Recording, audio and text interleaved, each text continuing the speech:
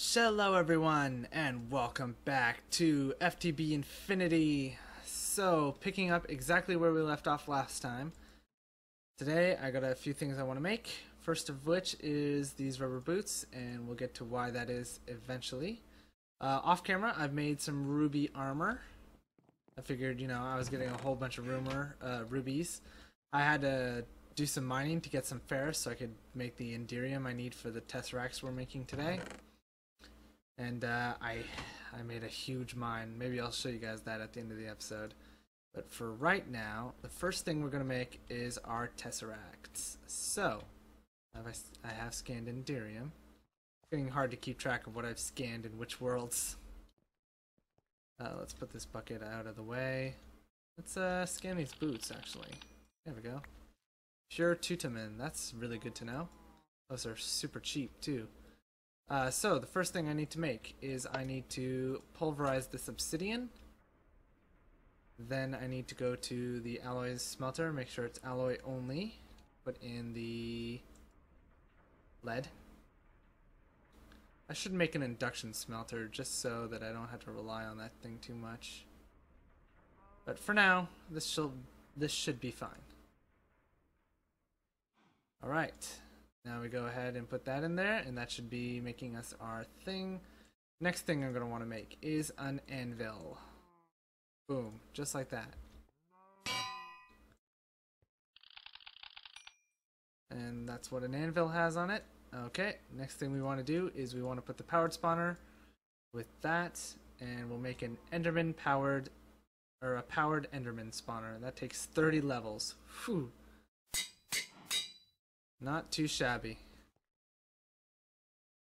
And apparently I picked up way too much lead. Or not enough obsidian was the problem. Whoops. I'm also going to need to pick up some ender pearls. Oop. I need 8 of you. It's almost all of the ender pearls I had.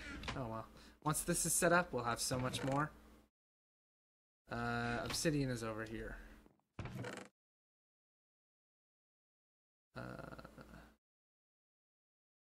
What did I get? I got 4 last time? Yeah.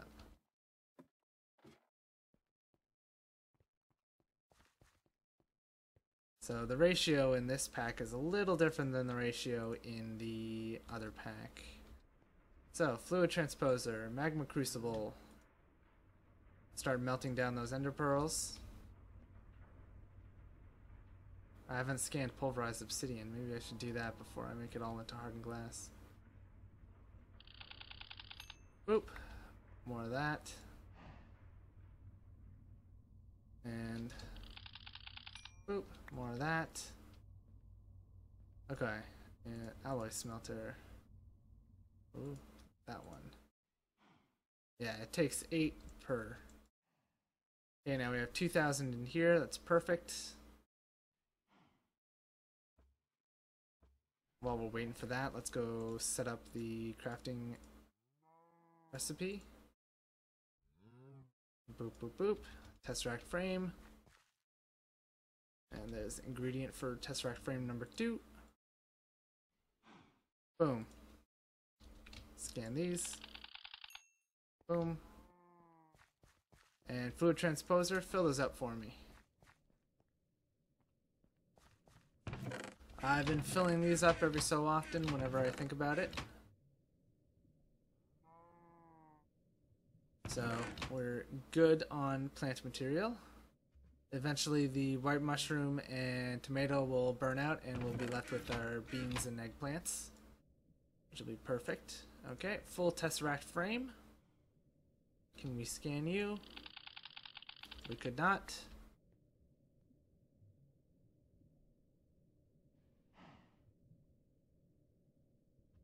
And bingo presto. Can I scan you? I already have. Okay, you're not any different than you were before I merged you with a broken spawner. Good to know. Okay, next thing we need is we need 8 bronze. So 6 copper, 2 tin, just like that. And 8 silver. Boom. Let's see here. Uses. And there we have it. 2 tesseracts. Complete and scanned. Oddly enough, they don't have any of the tesseract aspects, only the aspects from the silver and the bronze. So that's weird, but oh well. Let's go back here and plant this right here. So this is going to be frequency 1. It's going to be called power. We'll just do that for now. Set frequency, save frequency. I want you blocked on that, and sending energy only. I want you to always be active. And there we have it. Tesseract number 1, all set to go.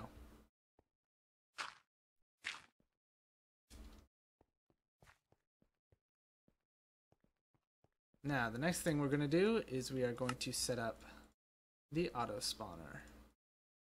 How are we doing for mob activity? Is it nighttime? It is. Boom. I guess with my sleeping bag I could have just gone upstairs and checked, but it worked out, so. Alright, let's put these on, and you'll see why in a minute. Now we have to go over to our friendly spawner here, or the blood altar, I should say. And then we're gonna go 1, 2. We're gonna put our tesseract up there. I'm gonna set you to power, set frequency. You're going to receive only. And you're going to be blocked on everything else. Receiving energy, sending nothing. And then, before we put down the spawner, I want to set the conveyor belts down. So what these things do is they push all mobs in the direction of the conveyor belts. Now, I was under the impression that these rubber boots allowed me to walk on these things without getting pushed around, but apparently I was wrong. These are from Industrial Craft. Isn't there another set of rubber boots that is supposed to make me immune to these things? I suppose not. Is it a feature with these? Nope, but that's a good feature to know about. Oh, well, there we go. I suppose I could just go like that, and then... Yeah, that's easy.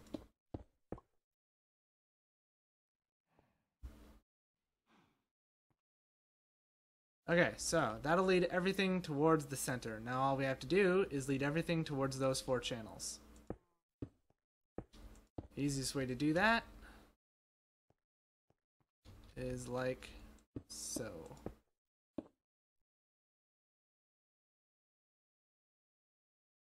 Push everything towards these.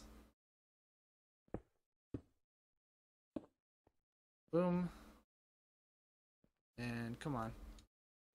So I'll finish setting this up, and then I'll see you guys when I'm done. So see you in just a little bit.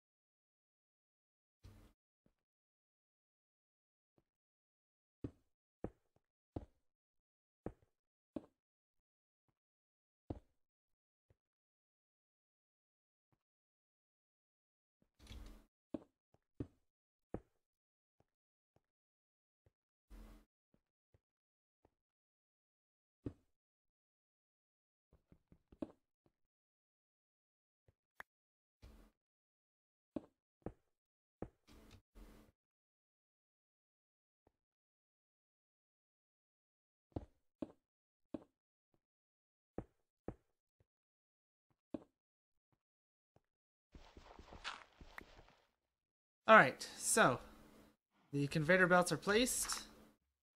And they do make a lot of movement, so I don't know how they are for lag, but I seem to be doing fine just staring at them, so hopefully we'll be okay. Now, step 2 is plopping down this powered spawner, and theoretically it's going to start as soon as I hit this. So, actually, what we might want to do is we might want to make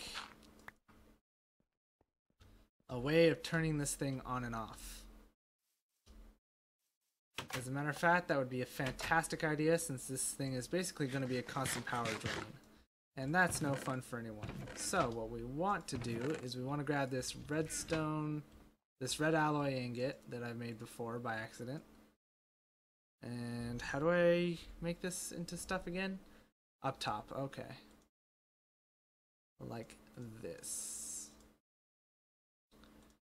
And 36 should be plenty. So theoretically, what I can do with this is, and right now I'm going to set it up to turn off the Tesseract. That should be fine. If I turn on the Tesseract, I go to the Tesseract and I tell it that it needs to be, it's enabled when the redstone signal is low, then that'll be perfect. I need to get a little higher up. Perfect. And then all I have to do is put the redstone alloy wire on top of it. Let's actually go along the front, shall we? Oh, wow.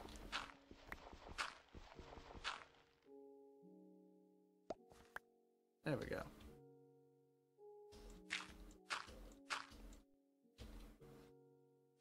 And let's go like that. Perfect.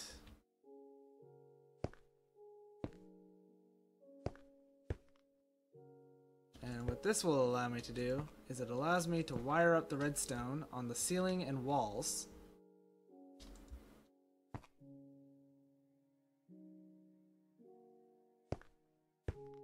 So that I can wire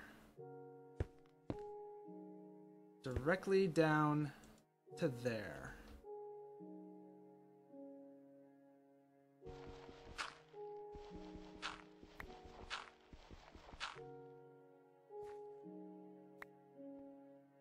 Oh, I can't put it there, but I can put it there. So it's on Y level 75.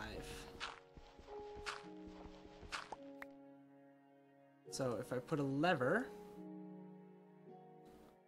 I don't have a lever. I don't have what it takes to make a lever, I mean.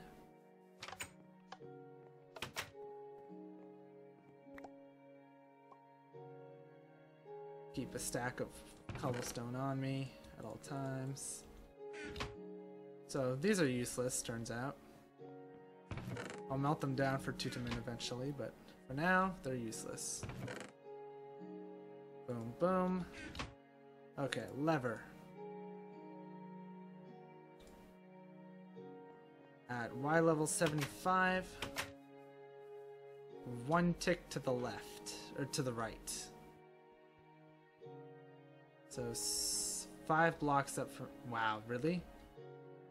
Okay, maybe I should, you know what, they're Endermen, they're 3 blocks tall, so if I put a hole through the wall here,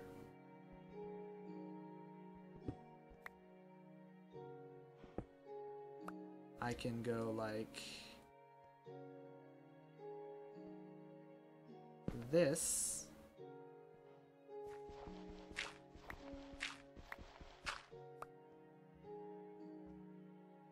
And then I need more wire. I also need that stone brick back, now that I think about it. That was to seal up the opening. Apparently I did keep it on me. Okay. Yeah, that's way too high up. So let's go like this. That was a total miss. Actually, up here would be the easiest.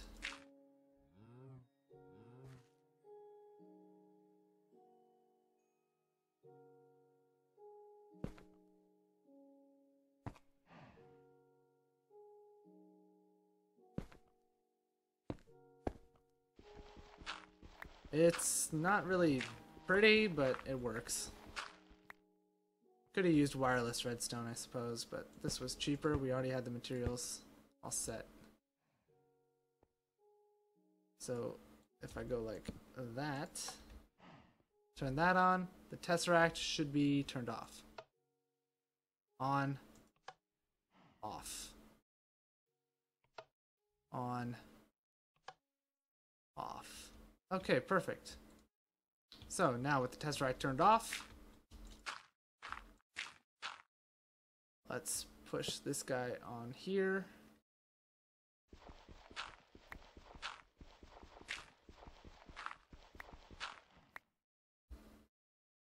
And theoretically, this is everything we need. Let's take a nap here.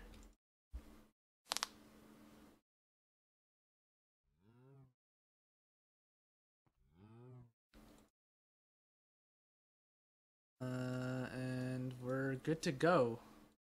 Like I said, theoretically, everything from this point on is perfect. So, if I took our sacrificial dagger, our dagger of sacrifice, I turn this thing on, we should get some Endermen.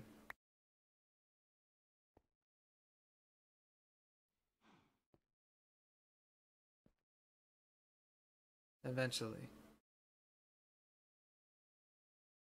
Hold on a minute.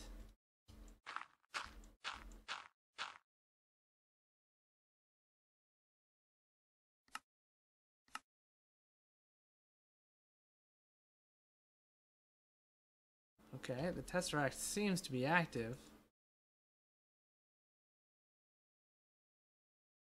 Receiving power. Oh, you know what? I never set the power cell to output from the side that the Tesseract is on. That's the problem. Let's turn that off.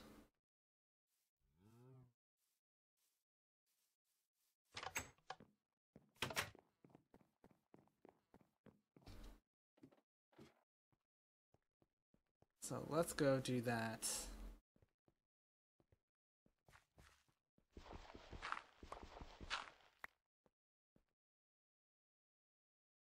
Let's see here. You need to output power from the back into the Tesseract. Perfect. Is that right? I hope that's right. Nope, that was wrong.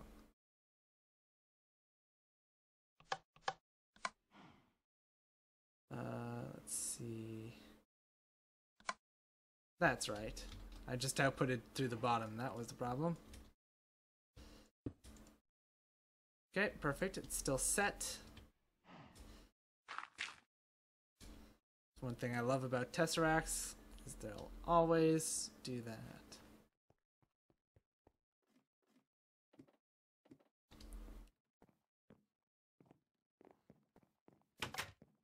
So theoretically now, I should be able to turn this thing on and we'll be all fired up.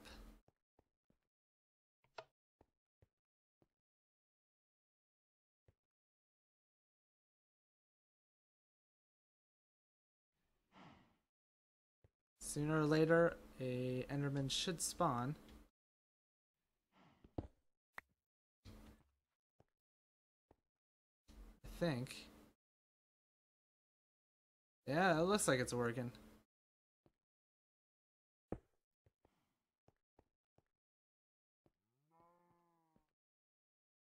Doesn't sound like it's working though. Oh, well. Never mind. Totally working. So I should be able to go boom, boom, boom. Fill up our altar and solve our ender pearl problem. Fantastic. 2 birds with 1 stone. So let's see here. If I grab my divination sigil, we're at 4,800. Tier 3 altar. Here we go.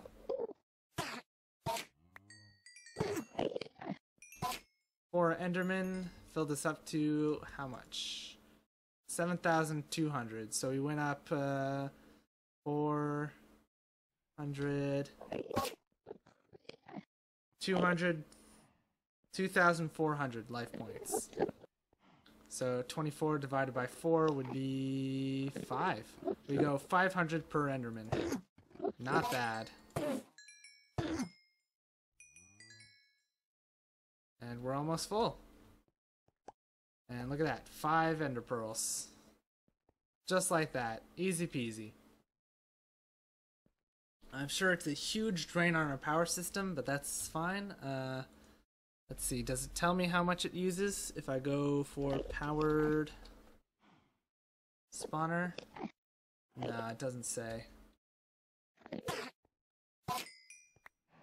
But that's enough.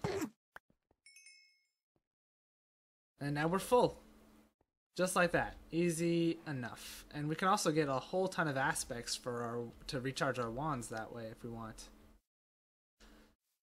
But that's going to do it for today. We now have the Ender Pearl crisis solved. I'm going to let the one in there grow to maturity and then I'll get rid of it. But for now, we have that under control. We have Ender Pearls, we have blood, we have everything we need. This is only a temporary setup. I will be switching for an actual spawner eventually. We've got a dungeon full of them over there. So I'll probably just use something to transport a spawner. Bring it over here and we'll get ourselves zombies or skeletons or something. And yeah, that way we can generate mobs for free. But for now, this is a great alternative. It gets us some ender pearls, so why not? Next time, we'll be looking at the ritual of binding. I want to get ourselves up to a tier 4 altar so I can finally do what I've been trying to do. I know we're kind of like grinding through blood magic really quickly, but I really need it sooner rather than later, so I can let something run in the background while we're just going about whatever else we're doing. So that's going to do it for today. So thank you for watching. Hope you enjoyed all that fun stuff. I'll see you guys in the next one. Bye for now.